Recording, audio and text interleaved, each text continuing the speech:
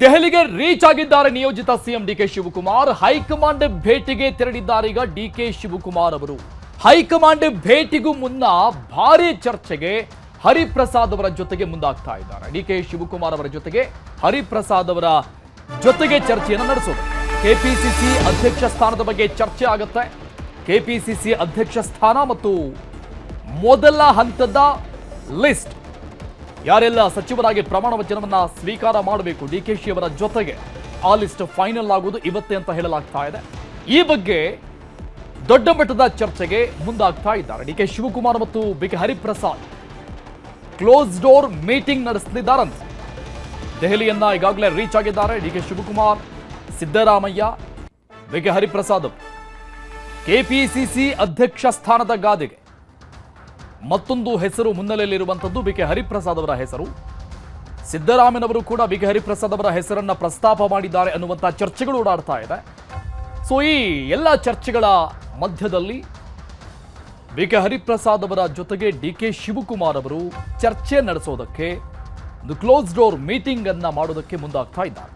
High command ನಾಯಕರನ್ನ ಭೇಟಿ ಆಗೋದಕ್ಕಿಂತ ಮೊದಲಿಗೆ ಬಿಕೆ ಹರಿಪ್ರಸಾದ್ ಮತ್ತು ಡಿಕೆ ಶಿವಕುಮಾರ್ ಅವರ ಈ ಭೇಟಿ ಒಂದಿಷ್ಟು ಕುತೂಹಲಕ್ಕೆ ಕಾರಣ ಆಗ್ತಾ ಇದೆ. ಕೆಪಿಸಿಸಿ ಅಧ್ಯಕ್ಷ ಸ್ಥಾನದ ಪ್ರಬಲ ಆಕಾಂಕ್ಷಿಗಳು ಬಿಕೆ ಹರಿಪ್ರಸಾದ್ ದೆಹಲಿಯನ್ನ ತಲುಪಿದ್ದಾರೆ. ಡಿಕೆ ಶಿವಕುಮಾರ್ ಮತ್ತು ಸಿದ್ದರಾಮಯ್ಯ ಹೈಕಮಾಂಡ್ ಜೊತೆಗೆ ಹಿಂದೆ ಮಾತುಕತೆ ಆಗುತ್ತಾ? ಇವತ್ತೇ ಟೈಮ್ ಕೊಡ್ತಾರ? ಹಾಗಾದ್ರೆ ಹೈಕಮಾಂಡ್ ನಾಯಕರುಗಳು, ವರಿಷ್ಠರು ಸಚಿವ ಸಂಪುಟ ವಿಸ್ತರಣೆ ಬಗ್ಗೆ ಹಿಂದೆ ಚರ್ಚೆ ಆಗುತ್ತಾ? ರಚನೆ ಬಗ್ಗೆ ಮೊದಲ ಹಂತದಲ್ಲಿ 11 ಮಂದಿಗೆ ಮಂತ್ರಿ ಭಾಗ್ಯ ಸಿಗುವಂತ ಚಾನ್ಸಸ್ಗಳು ಜಾಸ್ತಿ ಆಗಿದೆ. ಕೆಪಿಸಿಸಿ ಸಾರಥ್ಯ ಯಾರಿಗೆ ಅನ್ನೋ ಬಗ್ಗೆಯೂ ಕೂಡ ದೊಡ್ಡ ಮಟ್ಟದ ಚರ್ಚೆ ಇದೆ. ಯಾರನ್ನು ಆಯ್ಕೆ ಮಾಡಿಕೊಳ್ಳಬಹುದು, ನಿನ್ನೆ ಏನೇನು ಅರ್ಹತೆಗಳಿರಬೇಕು ಅಂತ ಮಲ್ಲಿಕಾರ್ಜುನ ಖರ್ಗೆ ಅವರು ಮಾತನಾಡ್ತಾ ಇದ್ರು ಕೆಪಿಸಿಸಿ ಅಧ್ಯಕ್ಷ ವಿಚಾರಕ್ಕೆ ಸಂಬಂಧಪಟ್ಟಂಗೆ. ಇನ್ನು ಎರಡನೇ ಹಂತದಲ್ಲಿ ಸಂಪುಟ ಸೇರಲು ದೊಡ್ಡ ಮಟ್ಟದ ಲಾಬಿ ನಡೀತಾ ಇದೆ. ಸಂತೋಷ್ ಲಾಡ್, ವಿಜಯಾನಂದ ಕಾಶಪ್ಪನವರ್, ಈಶ್ವರ ಖಂಡ್ರೆ, ಬಸವರಾಜ ರಾಯರೆಡ್ಡಿ, ರಾಘವೇಂದ್ರ ಹೆಟ್ನಾಳ್ ಸೇರಿ ಅನೇಕ ಶಾಸಕರುಗಳಿಂದ ಲಾಬಿ ನಡೀತಾನೆ ಇದೆ. ಸಚಿವ ಸಂಪುಟ ಸೇರೋದಕ್ಕೆ ಮತ್ತೊಂದು ಕಡೆ ಹೊಸಬರಿಂದಲೂ ಕೂಡ ಸರ್ಕಸ್ ನಡೀತಾ ಇದೆ. ರಾಜ್ಯಸಭೆ ಪರಿಷತ್ ಚುನಾವಣೆ ಬಳಿಕ ಎರಡನೇ ಹಂತದಲ್ಲಿ ಸಚಿವ ಸಂಪುಟ ವಿಸ್ತರಣೆಗೆ DK Shivakumar and high command plan ಅನ್ನ ಮಾಡಿಕೊಳ್ತಾ ಇದೆ. ಯಾರೆಲ್ಲ ಈಗ ಮತ್ತೆ ಸಚಿವ ಸಂಪುಟಕ್ಕೆ ಸೇರ್ಪಡೆ ಆಗೋದಕ್ಕೆ ಹರಸಾಹಸವನ್ನ ಪಡ್ತಾ ಇದ್ದಾರೆ ಅಂತ ಸಂಭಾವ್ಯ ಪಟ್ಟಿಯನ್ನ ನಾವು ನೋಡ್ತಾ ಇದ್ವಿ. ಈ ಸಂಪುಟ ರಚನೆ ಮತ್ತು ವಿಸ್ತರಣೆ ಬಗ್ಗೆ ಇವತ್ತೇ ಚರ್ಚೆ ಆಗುತ್ತೆ. ಅದಕ್ಕೆ ಟೈಮ್ ಕೊಡ್ತಾರಾ ವರಿಷ್ಠರು ಅನ್ನೋದು ಸದ್ಯಕ್ಕಿರುವಂತಹ ಪ್ರಶ್ನೆ. ಡಿಕೆ ಶಿವಕುಮಾರ್ ಮತ್ತು ಸಿದ್ದರಾಮಯ್ಯ ಈಗ ದೆಹಲಿಯನ್ನ ರೀಚ್ ಆಗಿದ್ದಾರೆ. ಈ ಬಗ್ಗೆ ಇನ್ನಷ್ಟು ಡೀಟೇಲ್ಸ್ ಕೊಡ್ತಾರೆ ನಮ್ಮ political bureau head Chidananda Patel live ನಲ್ಲಿ ಜಾಯ್ನ್ ಆಗ್ತಾ ಇದ್ದಾರೆ. ಪಟೇಲ್ರೇ, ಒಂದು ಕಡೆ ಈ ಕ್ಯಾಬಿನೆಟ್ ರಚನೆ ಅನ್ನುವಂಥ ವಿಚಾರಕ್ಕೆ ಸಂಬಂಧಪಟ್ಟಂಗೆ ದೊಡ್ಡ ಮಟ್ಟದ ಚರ್ಚೆಗಳಾಗ್ತಾ ಇದೆ. ಎರಡು ಹಂತದಲ್ಲಿ ಅನ್ನುವಂಥದ್ದು ಫಿಕ್ಸ್ ಅಂತ ಗೊತ್ತಾಗ್ತಾ ಇದೆ. ಇದರ ಜೊತೆಗೆ ಬಹಳ ಪ್ರಾಮುಖ್ಯತೆಯನ್ನು ಪಡೆದುಕೊಳ್ತಾ ಇರುವಂಥದ್ದು ಕೆಪಿಸಿಸಿ ಅಧ್ಯಕ್ಷರು ಯಾರು ಅನ್ನುವಂಥದ್ದು. ಹೈಕಮಾಂಡ್ ನಾಯಕರನ್ನ ಭೇಟಿ ಆಗೋಕ್ಕೂ ಮೊನ್ನೆ ಬಿಕೆ ಹರಿಪ್ರಸಾದ್ ಅವರ ಜೊತೆಗೆ ಡಿಕೆಶಿ ಅವರು ಚರ್ಚೆ ಮಾಡೋದು ಯಾಕೆ? ಸಿದ್ದರಾಮಯ್ಯ ಅವರು ಚರ್ಚೆ ಮಾಡಿದ್ರೆ ಅದಕ್ಕೆ ಬೇರೆ ಅರ್ಥ ಸಿಗ್ತಾ ಇರಲಿಲ್ವೇ? ಪುಗಾರ್, ಇದೀಗ ದೆಹಲಿಗೆ ತಲುಪಿರುವಂಥದ್ದು ಮುಖ್ಯಮಂತ್ರಿ ಮತ್ತು ಮಾಜಿ ಮುಖ್ಯಮಂತ್ರಿಗಳು. ಈಗಾಗಲೇ ನಿಯೋಜಿತ ಮುಖ್ಯಮಂತ್ರಿ ಡಿ ಕೆ ಶಿವಕುಮಾರ್ ಅವರು ಕರ್ನಾಟಕ ಭವನದಲ್ಲಿದ್ದರೆ, ಮಾಜಿ ಮುಖ್ಯಮಂತ್ರಿ ಖಾಸಗಿ ಹೋಟ್ಲಲ್ಲಿ ಇರ್ತಕ್ಕಂಥದ್ದು. ಸಂಜೆ 6 ಗಂಟೆಗೆ ಎಐಸಿಸಿ ಅಧ್ಯಕ್ಷ ಮಲ್ಲಿಕಾರ್ಜುನ ಖರ್ಗೆ ಅವರ ನಿವಾಸದಲ್ಲಿ ಮಹತ್ವದ ಹೈ ವೋಲ್ಟೇಜ್ ಸಭೆ ಅಂತಲೇ ಕರೆಯಲಾಗ್ತಿದೆ. ಈ ಒಂದು ಸಭೆಯಲ್ಲಿ ಪ್ರಮುಖವಾಗಿ ಪ್ರದೇಶ ಕಾಂಗ್ರೆಸ್ ಸಮಿತಿ ಅಧ್ಯಕ್ಷರು ಯಾರಾಗಬೇಕು ಮತ್ತು ಯಾವ ಜಾತಿಯವರಾಗಬೇಕು ಮತ್ತು ಯಾವ ಆಧಾರದ ಮೇಲೆ ಮಾಡಬೇಕೆಂಬುದು ಮೊದಲನೇದಾಗಿ ಚರ್ಚೆ ಆಗ್ತಕ್ಕಂಥದ್ದು. ನಂತರ ಮೊದಲ ಹಂತದ ಅಂದರೆ ಬುಧವಾರ 3ನೇ ತಾರೀಕು ಸಂಜೆ 4:05 ಲೋಕಭವನದಲ್ಲಿ ಗಾಜಿನ ಮನೆಯಲ್ಲಿ ನಿಯೋಜಿತ ಮುಖ್ಯಮಂತ್ರಿ ಡಿ ಕೆ ಶಿವಕುಮಾರ್ ಅವರು ಮುಖ್ಯಮಂತ್ರಿಯಾಗಿ ಪ್ರಮಾಣ ವಚನವನ್ನು ಸ್ವೀಕರಿಸಲಿದ್ದಾರೆ ಮತ್ತು ಅವರ ಜೊತೆಗೆ ಸುಮಾರು 12ಕ್ಕೂ ಹೆಚ್ಚು ಹಿರಿಯ ನಾಯಕರುಗಳು ಸಂಪುಟಕ್ಕೆ ಸೇರ್ಪಡೆ ಆಗ್ತಿದ್ದಾರೆ. ಹಾಗಾಗಿ ಮೊದಲ ಹಂತದಲ್ಲಿ ಜಾತಿಯವರ ಅವಕಾಶವನ್ನು ಕೊಡಬೇಕೆಂಬ ಕಾರಣಕ್ಕಾಗಿ ಬಹಳಷ್ಟು ಚರ್ಚೆ ಆಗ್ತಿರ್ತಕ್ಕಂಥದ್ದು. ಹಾಗಾಗಿ ಈ ಹಿಂದಿನ ಸಿದ್ದರಾಮಯ್ಯ ಸರ್ಕಾರದಲ್ಲಿದ್ದಂಥ ಅನೇಕ ಹಳಬರನ್ನು ಕೂಡ ಈಗ ಸಂಪುಟಕ್ಕೆ ಸೇರ್ಪಡೆ ಮಾಡಿಕೊಳ್ಳುವಂಥ ಅನಿವಾರ್ಯತೆ ಎದುರಾಗಿರ್ತಕ್ಕಂಥದ್ದು. ಯಾಕಂತ ಹೇಳಿದ್ರೆ ಡಿ ಕೆ ಶಿವಕುಮಾರ್ ಅವರ ಸಂಪುಟದಲ್ಲಿ ಸಂಪೂರ್ಣವಾಗಿ ಹೊಸಬರಿದ್ದರೆ ಸಂಪುಟದಲ್ಲಿ ಹಿರಿಯರನ್ನು ತೆಗೆದುಕೊಳ್ಬೇಕಾಗಿದೆ ಮತ್ತು ವಿಧಾನಸಭೆ ಅಧಿವೇಶನಗಳನ್ನು ಸಮರ್ಥವಾಗಿ ಎದುರಿಸಬೇಕಾಗಿರ್ತಕ್ಕಂಥದ್ದು, ಪ್ರಮುಖ ತೀರ್ಮಾನಗಳನ್ನು ತೆಗೆದುಕೊಳ್ಬೇಕಾಗಿರುವಂಥದ್ದು ಮತ್ತು ವಿಪಕ್ಷಗಳನ್ನು ಎದುರಿಸಬೇಕಾಗಿರ್ತಕ್ಕಂಥ. ಹಾಗಾಗಿ ಹಿರಿಯರು, ಕಿರಿಯರು, ಮಧ್ಯಮ ಎಲ್ಲರನ್ನೂ ಸೇರಿಸಿ ಒಂದು ಸಂಪುಟ ಮಾಡಲಿಕ್ಕೆ ತೀರ್ಮಾನವನ್ನು ತೆಗೆದುಕೊಳ್ಳಲಾಗ್ತಿದೆ. ಎಲ್ಲವೂ ಅಂದುಕೊಂಡಂತಾದರೆ ಇವತ್ತು ಸಂಜೆಯೇ ಈ ತೀರ್ಮಾನ ಹೊರಬೀಳಲಿರ್ತಕ್ಕಂಥದ್ದು ಮತ್ತು ಎರಡನೇ ಹಂತದ ಸಚಿವ ಸಂಪುಟ ವಿಸ್ತರಣೆ ರಾಜ್ಯಸಭೆ ಮತ್ತು ಪರಿಷತ್ ಚುನಾವಣೆ ಬಳಿಕ ನಡೀಲಿದೆ ಅಂತ ಹೇಳಲಾಗ್ತದೆ. ಅದು ಇದೇ ಜೂನ್ 18ನೇ ತಾರೀಕು ಇರ್ತಕ್ಕಂಥದ್ದು, 18ನೇ ತಾರೀಕಿನಂತ ನಡೀತಿರ್ತಕ್ಕಂಥದ್ದು. ಈಗಾಗಲೇ ಪ್ರದೇಶ ಕಾಂಗ್ರೆಸ್ ಸಮಿತಿ ಅಧ್ಯಕ್ಷ ಹುದ್ದೆಗೆ MB ಪಾಟೀಲ್ ಮತ್ತು ಡಾಕ್ಟರ್ G ಪರಮೇಶ್ವರ್ ಕೇಳಲಾಗಿತ್ತು. ಆದರೆ ಇಬ್ಬರೂ ನಾಯಕರುಗಳು ಸಂಪೂರ್ಣವಾಗಿ ನಿರಾಕರಿಸಿರ್ತಕ್ಕಂಥದ್ದು. ಇದರ ಬೆನ್ನಲ್ಲಿ ಇದೀಗ OBC ಒಬ್ಬರನ್ನ ಮಾಡಬೇಕಂತೇಳಿ ತೀರ್ಮಾನ ಆಗಿರ್ತಕ್ಕಂಥದ್ದು. ಜೊತೆಗೆ ST ಸಮುದಾಯದಿಂದಲೂ ಕೂಡ ಈಗ ಪೈಪೋಟಿ ಇರ್ತಕ್ಕಂಥದ್ದು. ಈಗಾಗಲೇ KPCC ಅಧ್ಯಕ್ಷ ಹುದ್ದೆ ಮತ್ತು ಸಚಿವ ಸ್ಥಾನ ಎರಡೂ ಸ್ಥಾನವನ್ನು ಬೇಡಿಕೆ ಇಟ್ಟಂಥ ಸತೀಶ್ ಜಾರಕಿಹೊಳಿಗೆ ಸದ್ಯಕ್ಕೆ ನಿರಾಶೆ ಆಗಿರ್ತಕ್ಕಂಥದ್ದು. ಸತೀಶ್ ಜಾರಕಿಹೊಳಿ ಅವರ ಬೆನ್ನಿಗಿದೀಗ ಸ್ವತಃ ಅವರ ಅಹಿಂದ ಗುರು ಸಿದ್ದರಾಮಯ್ಯ ಕೂಡ ಬೆನ್ನಿಗೆ ಇಲ್ಲ. ಅದು ಬೇರೆ ಬೇರೆ ರಾಜಕೀಯ ಕಾರಣಕ್ಕಾಗಿ ಅವರ ಬೆನ್ನಿಗಿಲ್ಲ ಅಂತ ಹೇಳಲಾಗ್ತಿದೆ. ಮತ್ತೊಂದು ಕಡೆ ಹೈಕಮಾಂಡ್ ಕೂಡ ಒಬ್ಬರಿಗೆ ಒಂದು ಹುದ್ದೆ, ಯಾಕಂದರೆ ಇದು ಚುನಾವಣೆ ವರ್ಷ ಆಗಿದ್ದರಿಂದ ಇನ್ನು 1 ವರ್ಷ 11 ತಿಂಗಳು ಇರೋ ಕಾರಣಕ್ಕಾಗಿ ಚುನಾವಣೆಯಲ್ಲಿ ತೊಡಗಿಸ್ಕೊಳ್ಬೇಕು. ಪ್ರದೇಶ ಕಾಂಗ್ರೆಸ್ ಸಮಿತಿ ಅಧ್ಯಕ್ಷರಾದಂಥವರು ಮಂತ್ರಿ ಸ್ಥಾನ ಮತ್ತು ಪ್ರದೇಶ ಕಾಂಗ್ರೆಸ್ ಸಮಿತಿ ಅಧ್ಯಕ್ಷ ಎರಡೂ ಹುದ್ದೆ ಇದ್ದರೆ ನಿರ್ವಹಣೆ ಕಷ್ಟ ಅನ್ನೋದು ಲೆಕ್ಕಾಚಾರ. ಜೊತೆಗೆ ಸತೀಶ್ ಜಾರಕಿಹೊಳಿ ಅವರು ಪ್ಯಾನ್ ಕರ್ನಾಟಕವನ್ನು ಮೇಂಟೈನ್ ಮಾಡ್ತಾರೆ. ಯಾಕಂದರೆ ಕರಾವಳಿ ಕರ್ನಾಟಕ, ಉತ್ತರ ಕನ್ನಡ, ಹಳೆ ಮೈಸೂರು ಭಾಗ, ಮಧ್ಯ ಕರ್ನಾಟಕ, ಮಲೆನಾಡು ಭಾಗ ಎಲ್ಲ ಕಡೆಯಲ್ಲೂ ಕೂಡ ಸರಿದೂಗಿಸ್ಕೊಂಡು ಹೋಗ್ತಾರೆ ಎಂಬ ಚರ್ಚೆ ಉಂಟಾಗಿರ್ತಕ್ಕಂಥದ್ದು. ಹಾಗಾಗಿ ಸತೀಶ್ ಜಾರಕಿಹೊಳಿ ಅವರಿಗೆ PCC ಅಧ್ಯಕ್ಷ ಹುದ್ದೆ ತೆಗೆದುಕೊಂಡ್ರೆ ಇತ್ತ ಬೆಳಗಾವಿ ಹಿಡಿತ ಹೋಗುವಂಥದ್ದು ಮತ್ತು ಮಂತ್ರಿ ಸ್ಥಾನವನ್ನು ತೆಗೆದುಕೊಂಡ್ರೆ ಮಾತ್ರ ಬೆಳಗಾವಿ ಹಿಡಿತ ಸಾಧ್ಯ ಅನ್ನೋದು ಕೂಡ ಲೆಕ್ಕಾಚಾರ ಇರ್ತಕ್ಕಂಥದ್ದು. ಆದರೆ 2028ರಲ್ಲಿ ಮುಖ್ಯಮಂತ್ರಿ ಆಗಬೇಕಂತೇಳಿ ಕನಸು ಕಾಣ್ತಿರ್ತಕ್ಕಂಥ ಸತೀಶ್ ಜಾರಕಿಹೊಳಿ ಅವರಿಗೆ ನೆಂಟರ ಮೇಲೂ ಆಸೆ ಮತ್ತು ಅಕ್ಕಿಯ ಮೇಲೂ ಪ್ರೀತಿ ಎಂಬುದು ಎರಡೂ ಹುದ್ದೆಯ ಮೇಲೆ ಈಗ ಕಣ್ಣಿಟ್ಟಿರ್ತಕ್ಕಂಥ. ಆದರೆ ಹೈಕಮಾಂಡ್ ಅವರಿಗೆ ಅತಿ ದೊಡ್ಡ ನಿರಾಶೆಯನ್ನು ಮಾಡಿರ್ತಕ್ಕಂಥದ್ದು. ಮತ್ತೊಂದು ಕಡೆ ಸಂಪುಟಕ್ಕೆ ಮೊದಲ ಬಾರಿಗೆ ಮಾಜಿ ಮುಖ್ಯಮಂತ್ರಿ ಸಿದ್ದರಾಮಯ್ಯವರ ಪುತ್ರ ಡಾಕ್ಟರ್ ಯತೀಂದ್ರ ಸಿದ್ದರಾಮಯ್ಯವರು ಸೇರ್ಪಡೆ ಆಗೋ ಕಾರಣಕ್ಕಾಗಿ ಅಲ್ಲಿ DCM ಹುದ್ದೆ ಇಲ್ಲದ ಕಾರಣಕ್ಕಾಗಿ OBC ಒಬ್ಬರನ್ನ PCC ಅಧ್ಯಕ್ಷನಾಗಿ ಮಾಡಬೇಕಂತೇಳಿ ಚರ್ಚೆ ಆಗ್ತಿರ್ತಕ್ಕಂಥದ್ದು. ಹಾಗಾಗಿ BK ಹರಿಪ್ರಸಾದ್ ಅವರ ಹೆಸರು ಮುನ್ನೆಲೆಗೆ ಬಂದಿರತಕ್ಕಂಥದ್ದು. ಯಾಕಂದರೆ BK ಹರಿಪ್ರಸಾದ್ ಪಕ್ಷದ ನಿಷ್ಠಾವಂತ ನಾಯಕ ಆಗಿರ್ತಕ್ಕಂಥದ್ದು, ಅನುಭವ ಇರತಕ್ಕಂಥದ್ದು. AICC ಪ್ರಧಾನ ಕಾರ್ಯದರ್ಶಿಯಾಗಿ ಕೆಲಸ ಮಾಡಿದಂಥವರು, ರಾಜ್ಯಸಭೆಯಲ್ಲಿ ಕೆಲಸ ಮಾಡಿದಂಥವರು ಮತ್ತು ವಿಧಾನ ಪರಿಷತ್ನಲ್ಲಿ ಕೆಲಸ ಮಾಡಿದಂಥವ್ರು ಅನ್ನೋ ಕಾರಣಕ್ಕಾಗಿ ಅವರ ಹೆಸರು ಮುನ್ನೆಲೆಗೆ ಬಂದಿರತಕ್ಕಂಥದ್ದು. ಆದರೆ at the same time BK Hariprasad ಅವರಿಗೆ ಸಚಿವ ಸಂಪುಟದಲ್ಲಿ ಸ್ಥಾನಮಾನಕ್ಕೆ ಸಂಬಂಧಪಟ್ಟ ಚರ್ಚೆ ಆಗ್ತಿರ್ತಕ್ಕಂಥದ್ದು. ಹಾಗಾಗಿ ಹೈಕಮಾಂಡ್ ತಾವು ಸಚಿವರಾಗಿರ್ತೀರಾ ಅಥವಾ PCC ಅಧ್ಯಕ್ಷ ಇರ್ತೀರಾ ಎಂಬ ಆಪ್ಷನ್ ಕೊಟ್ಟಿರ್ತಕ್ಕಂಥದ್ದು. ಇದೀಗ ದೆಹಲಿಗೆ ತೆರಳಿದ ತಕ್ಷಣ ನಿಯೋಜಿತ ಮುಖ್ಯಮಂತ್ರಿ DK ಶಿವಕುಮಾರ್ ಮತ್ತು BK ಹರಿಪ್ರಸಾದ್ ಅವರು ಪ್ರತ್ಯೇಕವಾಗಿ ಮಾತುಕತೆಯನ್ನು ನಡೆಸಿದರು. ಸುಮಾರು 10 ನಿಮಿಷಕ್ಕೂ ಹೆಚ್ಚು ಸಮಯ ಮಾತುಕತೆ ನಡೆಸಿದರು. ಆ ಸಂದರ್ಭದಲ್ಲಿ DK ಶಿವಕುಮಾರ್ ಸಂಪುಟಕ್ಕೆ ಸೇರ್ಪಡೆ ಆಗುವಂತೆ ಆಹ್ವಾನ ಕೊಟ್ಟರು ಅಂತ ಹೇಳಲಾಗ್ತಿದೆ. ಯಾಕಂತೇಳಿದ್ರೆ ಅವರು PCC ಅಧ್ಯಕ್ಷ ಆದರೆ ಒಂದಷ್ಟು ಪಾರ್ಟಿ ಮ್ಯಾನ್ ಆಗಿದ್ದರಿಂದ ಒಂದಷ್ಟು ಶಿಸ್ತು ಮತ್ತು ಕಂಡೀಷನ್ಸ್ ಇರೋ ಕಾರಣಕ್ಕಾಗಿ ಅಷ್ಟು ಸುಲಭವಾಗಿ ಅವ್ರ ಜೊತೆ ಹೊಂದಾಣಿಕೆ ಮಾಡ್ಕೊಂಡು ಹೋಗೋದು ಅಷ್ಟು ಸುಲಭ ಅಲ್ಲ ಎಂಬ ಲೆಕ್ಕಾಚಾರ ಇರ್ತಕ್ಕಂಥದ್ದು. ಹಾಗಾಗಿ ಹರಿಪ್ರಸಾದ್ ಅವರನ್ನ ಸಂಪುಟಕ್ಕೆ ಸೇರ್ಪಡೆಗೊಳ್ಳಿ ಅಂತೇಳಿ DK ಶಿವಕುಮಾರ್ ಅವರು ಆಹ್ವಾನ ಮಾಡಿದರು ಅಂತ ಹೇಳಲಾಗ್ತಿದೆ. ಮತ್ತೊಂದು ಎಲ್ಲೊಂದು ಕಡೆ ಸಿದ್ದರಾಮಯ್ಯನವರು BK ಹರಿಪ್ರಸಾದ್ ಅವರಿಗೆ KPCC ಅಧ್ಯಕ್ಷ ಹುದ್ದೆಯನ್ನು ಕೊಡಿಸಬೇಕು, ಆ ಮುಖಾಂತರ ಐನ ಮತಗಳನ್ನು ಒಗ್ಗೂಡಿಸಲಿಕ್ಕೆ ಅನುಕೂಲ ಎಂಬ ಲೆಕ್ಕಾಚಾರದಲ್ಲಿ ಇರ್ತಕ್ಕಂಥದ್ದು. ಬೆನ್ನಲ್ಲೇ ಇದೀಗ ಮೊದಲನೇ ಹಂತದ ಪ್ರಮಾಣ ವಚನ ಕಾರ್ಯಕ್ರಮ ನಿಗದಿಯಾಗಿದ್ರು ಕೂಡ ಈಗಾಗಲೇ ದೆಹಲಿಯಲ್ಲಿ ಸುಮಾರು 40ಕ್ಕೂ ಹೆಚ್ಚು ಶಾಸಕರು ಅಲ್ಲಿ ಲಾಬಿ ಮಾಡ್ತಿರ್ತಕ್ಕಂಥದ್ದು. ಈಗಾಗಲೇ ತಮಗೆ ಬೇಕಾದಂಥ ಆಪ್ತ ನಾಯಕರ ಬಳಿ ಈಗಾಗಲೇ ಹೋಗಿ ಮನವಿಯನ್ನು ಮಾಡ್ಕೊಳ್ತಿರ್ತಕ್ಕಂಥದ್ದು. ಸಂಜೆ 6 ಗಂಟೆಗೆ AICC ಅಧ್ಯಕ್ಷ ಮಲ್ಲಿಕಾರ್ಜುನ್ ಖರ್ಗೆ ಅವರ ನಿವಾಸದಲ್ಲಿ ಸಭೆ ಆರಂಭ ಆಗ್ತಿರ್ತಕ್ಕಂಥದ್ದು. ಈಗಾಗಲೇ 12 ಜನರ ಪಟ್ಟಿಯಲ್ಲಿ ಮುಖ್ಯಮಂತ್ರಿಯಾಗಿ DK ಶಿವಕುಮಾರ್ ಅವರು ಪ್ರಮಾಣ ವಚನವನ್ನು ಸ್ವೀಕರಿಸಿದರೆ KJ ಜಾರ್ಜ್, MB ಪಾಟೀಲ್, ಯತೀಂದ್ರ ಸಿದ್ದರಾಮಯ್ಯ, ರೂಪಕಲಾ ಶಶಿಧರ್, ದಿನೇಶ್ ಗುಂಡೂರಾವ್ ಸೇರಿದಂತೆ ಒಟ್ಟು 11 ಜನ ಪ್ರಮುಖರಿಗೆ ಆಯ್ಕೆ ಆಗುವ ಸಾಧ್ಯತೆ ಇರತಕ್ಕಂಥದ್ದು. ಹೂಗಾರ್. ಥ್ಯಾಂಕ್ ಯು ಪಟೇಲ್ ರೇ ಎಲ್ಲ ಡೀಟೇಲ್ಸ್ಗೆ. ದಾವಣಗೆರೆ ಬೈ ಎಲೆಕ್ಷನ್ ವೇಳೆ ಷಡ್ಯಂತ್ರ, ಕುಕ್ಕರ್ಗೆ ವೋಟ್ ಹಾಕಿಸಿದ್ರ ಜಮೀರ್. DK ಸರ್ಕಾರ ರಚನೆ ವೇಳೆಗೆ ಆಡಿಯೋ ವೈರಲ್, ಜಮೀರ್ಗೆ ಆಡಿಯೋ ಕಂಟಕ.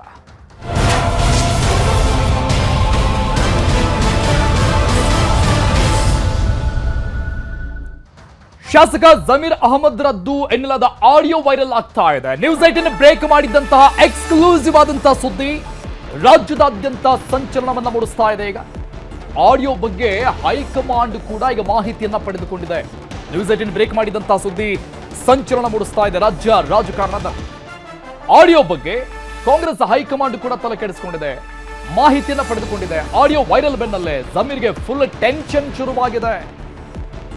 ಆಡಿಯೋ ಫೇಕ್ ಅಂತ ಮಾಧ್ಯಮ ಪ್ರಕಟಣೆಯನ್ನ ಈಗ ಬಿಡುಗಡೆ ಮಾಡಿರೋದು. ಯಾರು ತಲೆ ಕೆಡಿಸ್ಕೊಳ್ಬೇಡಿ ಇದ್ರ ಬಗ್ಗೆ ಅಂತ, ಅದು ಫೇಕ್ ಅಂತ ಹೇಳಿದ.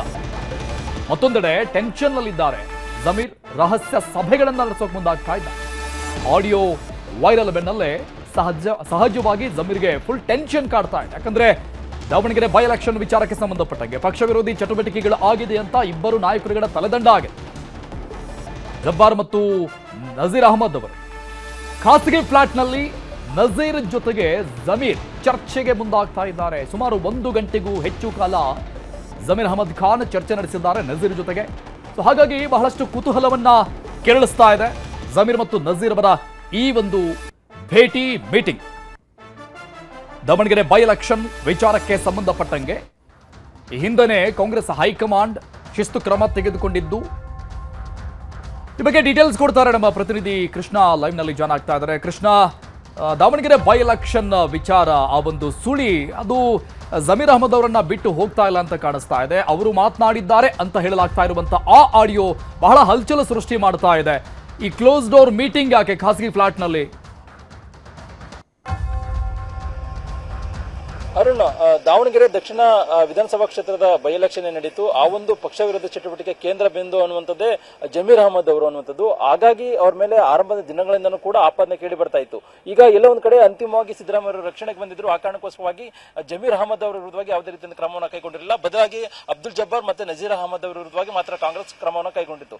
ಈಗ ನ್ಯೂಸ್ 18 ಕನ್ನಡದಿಂದ ಎಕ್ಸ್ಕ್ಲೂಸಿವ್ ಆಗಿ ಏನು ಅವರ ವಿರುದ್ಧವಾಗಿ ಅಂದ್ರೆ ಜಮೀರ್ ಅಹಮದ್ ಅವರು ಮಾತಾಡಿದ್ದಾರೆ ಎನ್ನಲಾಗಿದ್ದಂತ ಆಡಿಯೋ ಏನು ವೈರಲ್ ಆದ ಕೂಡಲೇ ಇಡೀ ರಾಜ್ಯ ಕಾಂಗ್ರೆಸ್ ನಲ್ಲಿ ಒಂದು ರೀತಿ ಬಿರುಗಾಳಿಯನ್ನ ಎಬ್ಬಿಸಿರುವಂತದ್ದು. ಯಾಕಂದ್ರೆ ಎಲ್ಲ ಒಂದ್ ಕಡೆ ಆಡಿಯೋ ಹೊರಗಡೆ ಬಂದ ಕೂಡಲೇ ಇಡೀ ಕಾಂಗ್ರೆಸ್ ನಾಯಕರು ಎಲ್ಲರೂ ಕೂಡ ಈಗಾಗಲೇ ಆಕ್ರೋಶಗೊಂಡಿರುವಂತದ್ದು. ಬಹಳ ಪ್ರಮುಖವಾಗಿ ಯಾವಾಗ ಜಮೀರ್ ಅಹಮದ್ ಅವರ ಆಡಿಯೋ ವೈರಲ್ ಆದ ಕೂಡಲೇ ಮುಖ್ಯಮಂತ್ರಿ ಸಿದ್ದರಾಮಯ್ಯ ಎಲ್ಲ ಒಂದ್ ಕಡೆ ನಿರ್ಗಮಿತ ಮುಖ್ಯಮಂತ್ರಿ ಸಿದ್ದರಾಮಯ್ಯ ಅಸಮಾಧಾನಗೊಂಡಿರುವಂತದ್ದು. ಅಂದ್ರೆ ಬೆಳಿಗ್ಗೆ ಕಾವೇರಿ ನಿವಾಸಕ್ಕೆ ಬಂದು ಭೇಟಿ ಮಾಡಿ ಸ್ಪಷ್ಟನೆ ಕೊಡುವಂತ ಕೆಲಸವನ್ನು ಕೂಡ ಮಾಡಿದ್ರು. ಮತ್ತೊಂದ್ ಕಡೆ ಅವರು ಯಾವುದೇ ದೆಹಲಿಗೆ ಹೋದ್ರು ಕೂಡ ಸಿದ್ದರಾಮಯ್ಯ ಅವರು ಜಮೀರ್ ಅಹಮದ್ ಅವರನ್ನು ಕೂಡ ದೆಹಲಿ ಕರ್ಕೊಂಡು ಹೋಗ್ತಾ ಇದ್ರು. ಆದ್ರೆ ಯಾವಾಗ ಈ ಒಂದು ವೈರಲ್ ಆಯ್ತು ಆಡಿಯೋ, ಅದಾದ ಬಳಿಕವಾಗಿ ಸಿದ್ದರಾಮಯ್ಯ ಈ ಒಂದು ವಿಚಾರದಲ್ಲಿ ಮುಜುಗರಕ್ಕೆ ಒಳಗಾಗಿದ್ದಾರೆ. ಹಾಗಾಗಿನೇ ಜಮೀರ್ ಅಹಮದ್ ಅವ್ರನ್ನ ಜೊತೆಯಲ್ಲಿ ದೆಹಲಿಗೆ ಕರ್ಕೊಂಡು ಹೋಗುವಂತ ನಿಟ್ಟಲ್ಲಿ ಕೂಡ ಕೆಲಸವನ್ನ ಸಿದ್ದರಾಮಯ್ಯ ಮಾಡಿಲ್ಲ. ಇದು ಒಂದು ಭಾಗ ಆದ್ರೆ, ಮತ್ತೊಂದು ಕಡೆ ಜಮೀರ್ ಅಹಮದ್ ಅವರೇ ಈ ಒಂದು ವಿಚಾರದಲ್ಲಿ ಒಂದು ರೀತಿ ಆತಂಕಕ್ಕೆ ಒಳಗಾಗಿದ್ದಾರೆ. ಮತ್ತೆ ಮುಂದಿನ ನಡೆ ಏನಿರುತ್ತೆ ಮತ್ತೆ ತಮ್ಮ ಭವಿಷ್ಯ ಏನಿರುತ್ತೆ ಅನ್ನೋ ಒಂದು ಭಯದಲ್ಲಿರುವಂತದ್ದು. ಹಾಗಾಗಿನೇ ನಜೀರ್ ಅಹಮದ್ ಅವ್ರ ಜೊತೆಗೆ ಇದೀಗ ಅವರು ರಹಸ್ಯವಾಗಿ ಮಾತುಕತೆ ನಡೆಸುವಂತ ಕೆಲಸವನ್ನು ಕೂಡ ಮಾಡ್ತಾ ಇದ್ದಾರೆ. ಬೆಳಗ್ಗೆಯಿಂದನೂ ಕೂಡ ನಜೀರ್ ಅಹಮದ್ ಅವ್ರ ಜೊತೆಗೆ ಈಗಾಗಲೇ ಚರ್ಚೆ ಕೂಡ ಮಾಡ್ತಾ ಇರುವಂತದ್ದು. ನಜೀರ್ ಅಹಮದ್ ಅವರು ಈಗಾಗಲೇ ಶಿಸ್ತು ಕ್ರಮಕ್ಕೆ ಒಳಗಾಗಿದ್ದಾರೆ. ಮುಂದಿನ ಕಾರ್ಯತಂತ್ರಗಳ ಬಗ್ಗೆ ಕೂಡ ಚರ್ಚೆ ಕೂಡ ಮಾಡಿರುವಂತದ್ದು. ಮತ್ತೊಂದು ಕಡೆ ಜಮೀರ್ ಅಹಮದ್ ಅವರು ಕೂಡ ಈಗಾಗಲೇ ಮಾಧ್ಯಮ ಪ್ರಕಟಣೆ ಹೊರಡಿಸೋದ್ರ ಮುಖಾಂತರವಾಗಿ ಇದನ್ನ ಇಲ್ಲ ಒಂದ್ ಕಡೆ ನನ್ನ ವಿರುದ್ಧವಾಗಿ ಷಡ್ಯಂತ್ರವನ್ನ ಮಾಡಲಾಗಿದೆ, ಬಳಸೋದ್ರ ಮುಖಾಂತರವಾಗಿ ಇಲ್ಲ ಒಂದ್ ಕಡೆ ನನ್ನನ್ನ ಷಡ್ಯಂತ್ರ ರೂಪಿಸಲಾಗಿದೆ, ಆ ಕಾರಣಕ್ಕೋಸ್ಕರವಾಗಿ ಕಾನೂನು ಹೋರಾಟವನ್ನು ಮಾಡ್ತೀನಿ ಮಾತನ್ನು ಕೂಡ ಜಮೀರ್ ಅಹಮದ್ ಅವರು ಕೂಡ ಹೇಳಿಕೆಯನ್ನು ಕೊಟ್ಟಿದ್ದಾರೆ. ಮತ್ತೊಂದು ಕಡೆ ಈ ಒಂದು ವಿಚಾರ ಕಾಂಗ್ರೆಸ್ ಹೈಕಮಾಂಡ್ ಮಟ್ಟದಲ್ಲೂ ಕೂಡ ದೊಡ್ಡ ಮಟ್ಟದ ಸದ್ದುಗದ್ದಲಕ್ಕೆ ಕಾರಣವಾಗಿರುವಂತದ್ದು. ಯಾವಾಗ ಈ ಒಂದು ಆಡಿಯೋ ದೊಡ್ಡ ಮಟ್ಟದ ಸಂಚಲನಕ್ಕೆ ಕಾರಣವಾಯಿತು, ಅದಾದ ಬಳಿಕವಾಗಿ ಈ ಒಂದು ಆಡಿಯೋದ ಬಗ್ಗೆ ಕೂಡ ಕಾಂಗ್ರೆಸ್ ಹೈಕಮಾಂಡ್ ಕೂಡ ವರದಿಯನ್ನು ಕೂಡ ಕೇಳಿರುವಂತದ್ದು. ವರದಿ ಆಧಾರದ ಮೇಲೆ ಮುಂದಿನ ಕ್ರಮವನ್ನು ಕೈಗೊಳ್ಳುವಂತ ಕೂಡ ಕಾಂಗ್ರೆಸ್ ಹೈಕಮಾಂಡ್ ಕೂಡ ಮುಂದಾಗಿದೆ. ಮತ್ತೊಂದು ಕಡೆ ನಿರ್ಗಮಿತ ನಿಯೋಜಿತ ಮುಖ್ಯಮಂತ್ರಿಗಳಾಗಿರ್ತಕ್ಕಂಥ ಡಿ.ಕೆ. ಶಿವಕುಮಾರ್ ಕೂಡ ಈ ಒಂದು ವಿಚಾರದಲ್ಲಿ ಎಲ್ಲೂ ಕೂಡ ಮಾತಾಡುವ ಕೆಲಸವನ್ನು ಕೂಡ ಮಾಡಿಲ್ಲ. ಯಾಕಂದ್ರೆ ಈಗ ಒಂದ್ ಕಡೆಗೆ ಡಿ.ಕೆ. ಶಿವಕುಮಾರ್ ಕ್ಯಾಬಿನೆಟ್ ಅಲ್ಲಿ ಜಮೀರ್ ಅಹಮದ್ ಅವರು ಮಂತ್ರಿ ಆಗ್ತಾರೆ, ಡಿಸಿಎಂ ಆಗ್ತಾರೆ ಅನ್ನೋ ಚರ್ಚೆ ಕೂಡ ನಡೀತಾ ಇದೆ. ಇಂತಹ ಸಂದರ್ಭದಲ್ಲಿ ಈ ಒಂದು ಆಡಿಯೋ ವೈರಲ್ ಆದಂತ ಸಂದರ್ಭದಲ್ಲಿ ಎಲ್ಲೋ ಒಂದ್ ಕಡೆ ಅವ್ರನ್ನ ಈ ಒಂದು ಆಡಿಯೋ ಪರಿಗಣಿಸಿ ಅವ್ರನ್ನ ಸಂಪುಟದಿಂದ ಕೈ ಕೊಡುವಂತ ಕೂಡ ತೀರ್ಮಾನ ಕೈಗೊಳ್ಳುವಂತ ಸಾಧ್ಯತೆ ಇದೆ. ಅದಾದ ಬಳಿಕವಾಗಿ ಈಗ ಶಾಮನೂರು ಎಸ್ ಮಲ್ಲಿಕಾರ್ಜುನ್ ಅವರು ಕೂಡ ಈಗ ಅಸಮಾಧಾನವನ್ನು ಹೊರಹಾಕಿರುವಂತದ್ದು. ಇಲ್ಲೊಂದ್ ಕಡೆ ಆರಂಭದ ದಿನಗಳಿಂದ ಕೂಡ ಇವರು ಪಕ್ಷ ವಿರೋಧಿ ಚಟುವಟಿಕೆಯನ್ನ ಮಾಡಿರುವಂತದ್ದು. ಹಾಗಾಗಿ ಈಗ ಜಮೀರ್ ಅಹಮದ್ ಅವರ ಆಡಿಯೋ ಈಗ ದೊಡ್ಡ ಮಟ್ಟದ ಸದ್ದುಗದ್ದಲಕ್ಕೆ ಕಾರಣವಾಗಿರುವಂತದ್ದು. Arun, thank you Krishna ಡೀಟೇಲ್ಸ್ಗೆ.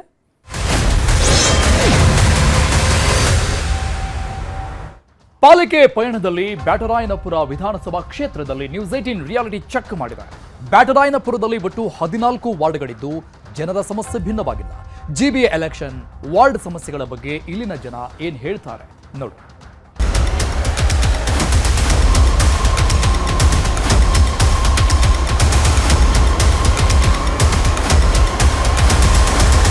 GBA ವ್ಯಾಪ್ತಿಯ ನಗರ ಪಾಲಿಕೆಗಳ ಚುನಾವಣೆಗೆ ಮುಹೂರ್ತ ನಿಗದಿಯಾಗಿದೆ. 2 ತಿಂಗಳಿನಲ್ಲಿ ಚುನಾವಣೆ ನಡೆಸೋದಕ್ಕೂ ಕೂಡ ರಾಜ್ಯ ಚುನಾವಣಾ ಆಯೋಗ ಸಜ್ಜಾಗಿದೆ. ಈ ಹಿನ್ನೆಲೆಯಲ್ಲಿ ಬೆಂಗಳೂರು ಜನರ ನಾಡಿ ಮಿಡಿತ ಅರಿಯೋದಕ್ಕೆ ನ್ಯೂಸ್ 18 ಕನ್ನಡ ಮುಂದಾಗಿದೆ. ಇದುವೇ ಈ ಹೊತ್ತಿನ ವಿಶೇಷ ಪಾಲಿಕೆ ಪಯಣ. ನಾನು ಆಶಿಕ್ ಮುಲ್ಕಿ.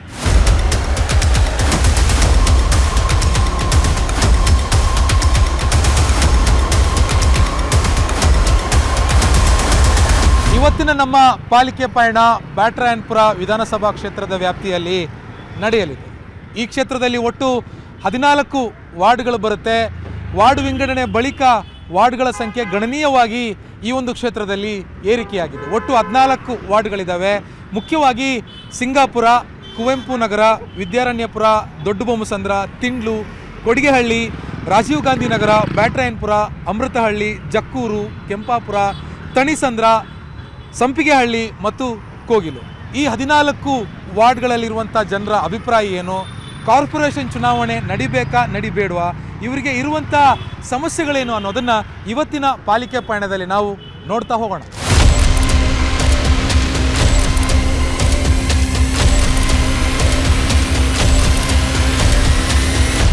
ಇವತ್ತಿನ ಪಾಲಿಕೆ ಪಯಣದಲ್ಲಿ ನಾವು ಕೊಡಿಗೆಹಳ್ಳಿ ವಾರ್ಡ್ನಲ್ಲಿದ್ದೀವಿ. ಈ ವಾರ್ಡ್ನಲ್ಲಿರುವಂಥ ಜನರ ಅಭಿಪ್ರಾಯ ಏನು? ಬೆಳಗ್ಗೆ ಜನರು ಪಾರ್ಕ್ನಲ್ಲಿ ವಾಕ್ ಮಾಡ್ತಾ ಇದ್ದಾರೆ, ತರಕಾರಿ ಕೊಂಡ್ಕೊಳ್ಳೋದಕ್ಕೆ ಮಾರುಕಟ್ಟೆಗೆ ಬರ್ತಾ ಇದ್ದಾರೆ. ಸೊ ಅವ್ರನ್ನೆಲ್ಲರೂ ಕೂಡ ಮಾತಾಡಿಸಿ ಕಾರ್ಪೊರೇಷನ್ ಇಲೆಕ್ಷನ್ ಬಗ್ಗೆ, ಕಾರ್ಪೊರೇಟರ್ಗಳ ಬಗ್ಗೆ ಅವ್ರಿಗಿರುವಂಥ ಒಪಿನಿಯನ್ ಏನು ಅನ್ನೋದನ್ನು ತಿಳ್ಕೊಳ್ಳೋಣ. ಖಂಡಿತ ಬೇಕು ಸರ್. ಯಾಕೆ ಮುಖ್ಯ ಅನ್ನಿಸ್ತಾರೆ ಕಾರ್ಪೊರೇಟರ್ಗಳು? ಅಲ್ಲ, ಯಾಕೆಂದರೆ ಅಧಿಕಾರಿಗಳಿರ್ತಾರೆ, MLA ಇರ್ತಾರೆ ಸರ್. MLAನ ರೀಚ್ ಮಾಡೋದು ಭಾಳ ಕಷ್ಟ. ಸೊ ಹಾಗಾಗಿ MLAನ ರೀಚ್ ಮಾಡೋದು ಭಾಳ ಕಷ್ಟ ಆದಾಗ ನಾವು ಲೋಕಲ್ ಕೌನ್ಸಿಲರ್ ಇದ್ದರೆ ಅಪ್ರೋಚ್ ಮಾಡಿ ಅವ್ರನ್ನ ನಮ್ಮ ಸಮಸ್ಯೆ, ದಿನನಿತ್ಯ ಸಮಸ್ಯೆನ ಅವ್ರಿಗೆ ಹೇಳ್ಕೊಬೋದಲ್ಲ. ಸೊ ಆವಾಗ ಬೇಗ ಕೆಲಸಗಳಾಗತ್ತೆ ಅನ್ನೋ ಒಂದು ಉದ್ದೇಶ. ಎಲ್ಲ ಕಡೆ ರಸ್ತೆಗಳಲ್ಲಿ ಕಸ ಬಿದ್ದಿರುತ್ತೆ, ಏನೋ ಚಿಕ್ಕ ಪ್ರಾಬ್ಲಮ್ಸ್ ಇರುತ್ತೆ, ಬಡವರಿಗೆ ತುಂಬ ಕಷ್ಟ ಇರುತ್ತೆ. ಯಾವಾಗಲೂ ಮಿನಿಸ್ಟ್ರ್ ಹತ್ರ ಹೋಗಿ ಹೇಳ್ಕೊಳಕ್ಕಾಗಲ್ಲ, ಅವರು ಬ್ಯುಸಿ ಇರ್ತಾರೆ, ರಾಜ್ಯ ಅಂತ ಎಲ್ಲ ಓಡಾಡ್ತಾ ಇರ್ತಾರೆ ಅವರು. ಅದರಿಂದ ಕೌನ್ಸಿಲರ್ ಇದ್ದರೆ ಜನಗಳಿಗೆ ಸ್ವಲ್ಪ ಬಡವರಿಗೆ ತುಂಬ ಅನುಕೂಲವಾಗುತ್ತೆ. ಮಾಡಿದ್ರೆ ಒಳ್ಳೆಯದು, ಎಲ್ಲ ಅನುಕೂಲ ಆಗುತ್ತೆ, ನೋಡ್ಕೊಳ್ಳೋಕ್ಕೆ ಸ್ವಲ್ಪ ಚೆನ್ನಾಗೇ ಇದಿರುತ್ತೆ. ಹಂಗಾಗಿ ಸೊಸೈಟಿ ಎಲ್ಲ ನೋಡ್ಕೊಬೇಕಾಗುತ್ತಲ್ಲ, ಅದಕ್ಕೆ ಚೆನ್ನಾಗಿ ಇಂಪ್ರೂವ್ಮೆಂಟ್ಸು, ಡೆವಲಪ್ಮೆಂಟ್ ಎಲ್ಲ ಮಾಡಿ. MLAಗಳು ಅಧಿಕಾರಿಗಳಿದ್ರೆ ಇದು ಯಾವುದು ಆಗಲ್ಲ ಅಂತ ಆಗುತ್ತೆ, ಆದರೆ ಸ್ಲೋ ಆಗುತ್ತೆ. ಕಾರ್ಪೊರೇಟ್ರುಗಳು ಮಾಡಲಿ, ಎಲ್ಲ ಬರೀ MLAಗಳೇ ತಿನ್ಕೊಂಡಿರೋದು ಬೇಡ ಅಂತ ಡೈರೆಕ್ಟ್ ಇಟ್ಟು. ಹೌದು ಸರ್. ಅಲ್ಲ, ಇವ್ರು ಕಾರ್ಪೊರೇಟ್ರುಗಳು ಮಾಡಿದ್ರೆ MLA ಅವರಿಗೆ ಚಾನ್ಸಸ್ ಇರಲ್ಲ. ಅದರಿಂದ ಎರಡೂ ಪಾರ್ಟಿಯವರು, ಇವರಲ್ಲ BJP ಅವ್ರು ಆಗ್ಬೋದು, ಯಾರೇ ಆಗಲಿ, ಎಲ್ರಿಗೂ ಅವ್ರಿಗೆ ಚಾನ್ಸ್ ಸಿಕ್ಕಲ್ಲ ಅಂತಷ್ಟೇ, ಬೇರೆ ಇನ್ನೇನು. ಅಂದರೆ ಈ ಕಾರ್ಪೊರೇಷನ್ ಎಲೆಕ್ಷನ್ ಮಾಡೋದಕ್ಕೆ ಎಲ್ಲ ಪಾರ್ಟಿಯಲ್ಲಿರೋ MLAಗಳಿಗೆ, ಬೆಂಗಳೂರು MLAಗಳಿಗೆ ಮನಸ್ಸಿಲ್ಲ. MLAಗೆ ಮನಸ್ಸಿಲ್ಲ. ಹೌದು, ಯಾವುದೇ ಪಾರ್ಟಿ ಇರ್ಬೋದು, ಯಾವುದೇ ಪಾರ್ಟಿ, ಎರಡೂ ಪಾರ್ಟಿಗಳಿಗೆ.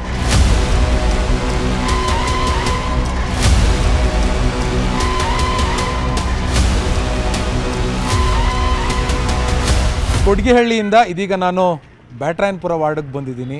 ಭಾಳ ದೊಡ್ಡದಾಗಿರುವಂಥ ವಾರ್ಡ್ ಇದು. ಸೊ ಇಲ್ಲಿ ಯಾವ ಥರದ ಅಭಿಪ್ರಾಯವನ್ನು ಜನ ಇಟ್ಕೊಂಡಿದ್ದಾರೆ ಅನ್ನೋದ್ರ ಬಗ್ಗೆ ಕೇಳೋಣ ಬನ್ನಿ. ಗ್ರೇಟರ್ ಬೆಂಗಳೂರು ಅಥಾರಿಟಿ ಚುನಾವಣೆ ನಡಿಬೇಕು ಅಂತ ಸುಪ್ರೀಂ ಕೋರ್ಟ್ ಹೇಳಿದೆಯಲ್ಲ, August 31 ಒಳಗಡೆ ಮಾಡಬೇಕು ಅಂತ. ಜನರ ಕಷ್ಟಗಳನ್ನ ಕೇಳೋರು ಯಾರು? ಈಗ ನಿಮ್ಮ ವಾರ್ಡ್ನಲ್ಲಿ, ನಿಮ್ಮ ಏರಿಯಾದಲ್ಲಿ ಕೆಲಸ ಕಾರ್ಯಗಳು ಹೆಂಗೆ ನಡೀತಾ ಇದೆ? ಕೆಲಸ ಕಾರ್ಯಗಳು ನಡೀತಿದೆ. ಒಳ್ಳೆ MLA ಇದ್ದಾರೆ ಇಲ್ಲಿ, ಹಾಗಾಗಿ ಕೆಲಸ ಕಾರ್ಯಗಳು ನಡೀತಿದೆ. ಡೆವಲಪ್ಮೆಂಟೇ ಸರ್. ಚಿಕ್ಕ ಪ್ರಾಬ್ಲಮ್ಸ್ ಇರ್ತಾವಲ್ಲ, ಸೊ ಅದೆಲ್ಲ ಶಾರ್ಟ್ ಔಟ್ ಮಾಡಿ ಸೊಲ್ಯೂಷನ್ ಇಮಿಡಿಯೇಟಾಗಿ ಬರಬೇಕು ಅಂದರೆ ಸ್ವಲ್ಪ ಇದು ಕಾರ್ಪೊರೇಟರ್ ಬೇಕೇ ಬೇಕು. ಬ್ಯಾಟರಾಯನಪುರ ವಾರ್ಡ್ನಲ್ಲಿ ಕಾರ್ಪೊರೇಟರ್ಗಳಿಲ್ಲ ಅಂದರೆ ಕೆಲಸ ನಡೆಯಲ್ಲ ಸರಿಯಾಗಿ, ಕಷ್ಟ ಸರ್. ಏನೋ ಒಂದು ಇಲ್ಲಿ ರೋಡ್ ಬ್ಲಾಕ್ ಇದೆ, ಮೋರಿ ಬ್ಲಾಕ್ ಆಗಿದೆ ಅಂತಿದ ತಕ್ಷಣ ನಾವು MLAನ ಕೇಳೋಕ್ಕೂ ಆಗೋದಿಲ್ಲ. MLA ಅವರು, ನಾವು MLAನ ಯಾರನ್ನ ಆಯ್ಕೆ ಮಾಡ್ತೀವಿ, ಅವ್ರ ಅಂಡ್ರಲ್ಲಿ ಏನೇನು ಕೆಲಸ ಬರುತ್ತೆ ಅಂತ ಫಸ್ಟ್ ಎಲ್ಲರೂ ತಿಳ್ಕೊಬೇಕು. ತಿಳ್ಕೊಂಡಾಗ ಅದು ಸ್ಪಷ್ಟವಾಗಿ ಅರ್ಥ ಆಗುತ್ತೆ ಏನು ಕಾರ್ಪೊರೇಟರ್ಗೆ ಬೇಕೇ ಬೇಕು. ಇವಾಗ ಸಣ್ಣ ಪುಟ್ಟ ವಿಚಾರಕ್ಕೆ ಅಂತಲೇ ಒಂದು ಕಾರ್ಪೊರೇಟರ್ ಇರ್ತಾನೆ, ಅವ್ರು ಇದನ್ನೆಲ್ಲ ನೀಟಾಗಿ ನೋಡಿಕೊಂಡ್ರೆ MLA ಅವರು ಇವಾಗ ಡೆವಲಪ್ಮೆಂಟ್ ಅಂತ. ಸರ್ ಇವಾಗ ಸಾಕರ್ ನಗರ, ನೀವು ಸಾಕರ್ ನಗರದಲ್ಲಿ ನಿಂತಿದ್ದೀರಾ, ಸಾಕರ್ ನಗರದಲ್ಲಿ ಏನು ಸರ್ ಡೆವಲಪ್ಮೆಂಟ್ ಮಾಡ್ತೀರಾ?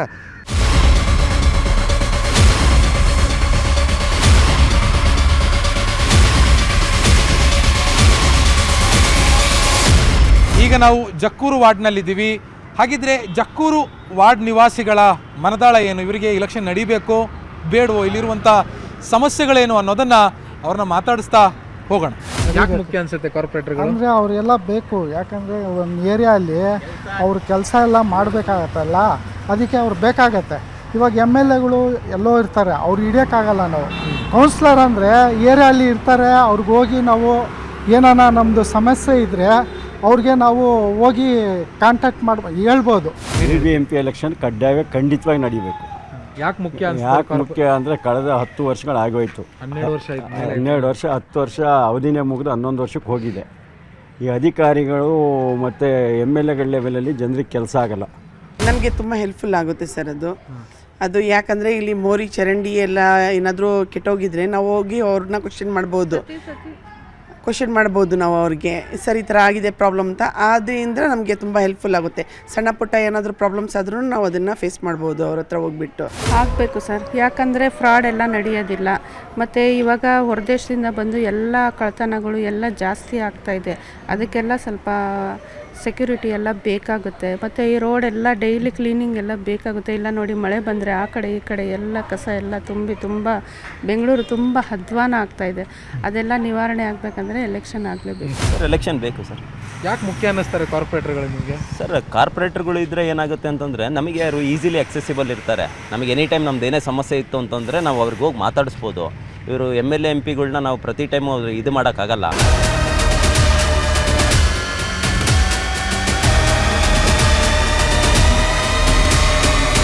ಸೊ ಈಗ ಅಮೃತಹಳ್ಳಿ ಕಡೆಗೆ ಬಂದಿದ್ದೀವಿ.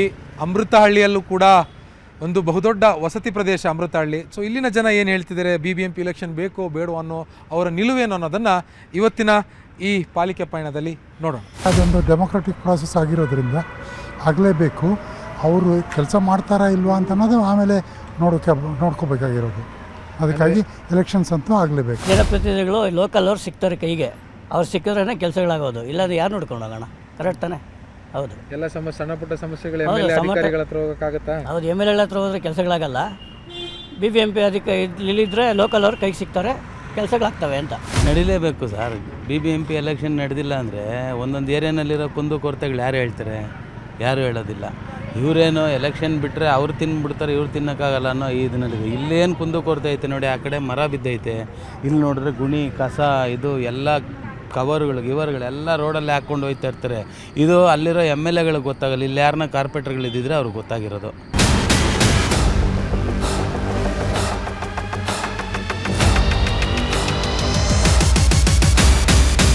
ಅಮೃತಹಳ್ಳಿಯಿಂದ ನೇರವಾಗಿದ್ದೀಗ ತಿಂಡ್ಲು ವಾರ್ಡ್ಗೆ ಬಂದಿದ್ದೀನಿ. ತಿಂಡ್ಲುವಿನ ಅರಳಿಕಟ್ಟೆ ಸರ್ಕಲ್ನಲ್ಲಿದ್ದೀನಿ. ಇಲ್ಲಿ ಸಾಕಷ್ಟು ಸಾರ್ವಜನಿಕರಿದ್ದಾರೆ, ಅವ್ರನ್ನ ಮಾತಾಡ್ಸೋಣ. ಏನಿದೆ ಅವರ ಅಭಿಪ್ರಾಯ? ಚುನಾವಣೆ ಬೇಕು ಅಂತಿದ್ದಾರಾ ಬೇಡ ಅಂತಿದ್ದಾರೆ? ಕಾರ್ಪೊರೇಟರ್ಗಳು ಇಲ್ಲದೆ ಇರೋದು ಅವರಿಗೆ ಎಷ್ಟು ಅನಾನುಕೂಲ ಆಗ್ತಾ ಇದೆ ಅನ್ನೋದ್ರ ಬಗ್ಗೆ ಖುದ್ದು ಅವ್ರನ್ನೇ ಮಾತಾಡಿಸಿ ತಿಳ್ಕೊಳ್ಳೋಣ. ನಡೆಸಬೇಕಾಗುತ್ತೆ ಸರ್. ಯಾಕೆ ಮುಖ್ಯ ಆಗ್ತಾರೆ ಕಾರ್ಪೊರೇಟರ್ಗಳು? ಕಾರ್ಪೊರೇಟರ್ಗಳು ಯಾಕೆ ಮುಖ್ಯ ಅಂದರೆ ನಾವು ಇವಾಗ MLAಗಳು ಮಿನಿಸ್ಟ್ರು ಉಟ್ಕೊಂಡು ಹೋಗೋಕ್ಕಾಗಲ್ಲ. ಇಲ್ಲಿ ಊರಿನಲ್ಲಿ ಕೆಲಸಗಳಾಗಬೇಕಾದ್ರೆ ಕಾರ್ಪೊರೇಟರ್ಗಳಾದರೆ ಹತ್ರ ಇರ್ತಾರೆ. ಅವ್ರನ್ನೇನಾದ್ರೂ ಕುಂದುಕೊರತೆಗಳು ಬಂದರೆ ರೋಡ್ ವ್ಯವಸ್ಥೆಗಳು, ನೀರು ವ್ಯವಸ್ಥೆಗಳು ಎಲ್ಲ ಕೇಳಬೇಕಾಗುತ್ತೆ. ಅದರಿಂದ ಅಧಿಕಾರಿಗಳಿಗೆ ಹೇಳಿದ್ರೆ ಆಗಲ್ಲ ಕೆಲಸ. ಅಧಿಕಾರಿಗಳಿಂದ ಏನು ಪ್ರಯೋಜನ ಸರ್. ಯಾವುದು ಏನು ಕೆಲಸ ಆಗಲ್ಲ, ಅದಕ್ಕೋಸ್ಕರ ಮಾಡಿದ್ರೆ ಅನುಕೂಲ ಆಗ್ತೈತೆ ಸರ್. ಮಾಡ್ಬೇಕು ಸರ್. MLAಗಳಾದ್ರೂ ಹೋದ್ರೆ, ಅಧಿಕಾರಿಗಳ ಹತ್ರ ಹೋದ್ರೆ ಇಲ್ಲ, ಅವ್ರದ್ದು ಸಿಕ್ಕಲ್ಲ ಸರ್. MLAಗಳೇ ಮಾತಾಡ್ತಿದ್ರೆ ವಿಧಾನಸೌಧ ಅಂತಾರೆ. ಕೋರ್ಟ್ ಆದೇಶ ಮಾಡಿ ಅಂತ ಹೇಳೈತೆ. ಕೋರ್ಟ್ ಆದೇಶ ಪಾಲನೆ ಮಾಡಬೇಕು. ಕೋರ್ಟ್ ಕಾನೂನಿಗಿಂತ ದೊಡ್ಡರು ಯಾರೂ ಇಲ್ಲ. ಕಾನೂನೇ ಕರೆಕ್ಟಾಗಿ ಕಾನೂನು ಪ್ರಕಾರ ಮಾಡಬೇಕು. ಈಗ ಸದ್ಯಕ್ಕೆ ಇನ್ನು 1 ತಿಂಗಳು 2 ತಿಂಗಳು ಒಳಗಡೆ ಮಾಡಬೇಕು. ನಮ್ಮ ಬೆಂಗಳೂರಿಗೆ BBMP ಎಲೆಕ್ಷನ್ ಬೇಕೇ ಬೇಕು. ಯಾಕೆಂದರೆ ಇವತ್ತಿನ ಅಧಿಕಾರಿಗಳು ಯಾರೂ ಸರಿ ಇಲ್ಲ. ಯಾರು ನ್ಯಾಯವಾಗಿ ಏನೇ ಕೆಲಸ ಆದರೂ ಏನು ಮಾಡಲ್ಲ.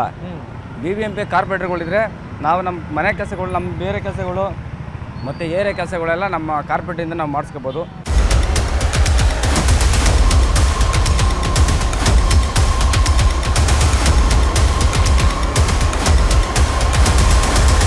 ನೋಡಿದ್ರಲ್ಲ, ಇದು ಬ್ಯಾಟರಾಯನಪುರ ವಿಧಾನಸಭಾ ಕ್ಷೇತ್ರದ ವ್ಯಾಪ್ತಿಯಲ್ಲಿರುವಂಥ ವಾರ್ಡ್ ಜನರ ಮಾತು. ನಮಗೆ ಆದಷ್ಟು ಬೇಗ ಕಾರ್ಪೊರೇಷನ್ ಎಲೆಕ್ಷನನ್ನು ನಡೆಸಬೇಕು, ಒಬ್ಬ ಕಾರ್ಪೊರೇಟರ್ ನಮ್ಮ ಏರಿಯಾಗೆ ಬೇಕು, ಇಲ್ಲಾಂದರೆ ನಮ್ಮ ಕೆಲಸ ಕಾರ್ಯಗಳು ನಡೆಯಲ್ಲ ಅನ್ನುವಂಥ ಒಂದು ಮಾತನ್ನು ಇಲ್ಲಿರುವಂಥ ಜನರು ಹೇಳ್ತಾ ಇದ್ದಾರೆ. ಬೆಂಗಳೂರಿನಿಂದ ಕ್ಯಾಮ್ರಾ ಪರ್ಸನ್ ನೂರ್ ಅಹಮದ್ ಜೊತೆ ಆಶಿಕ್ ಮುಲ್ಕಿ, ನ್ಯೂಸ್.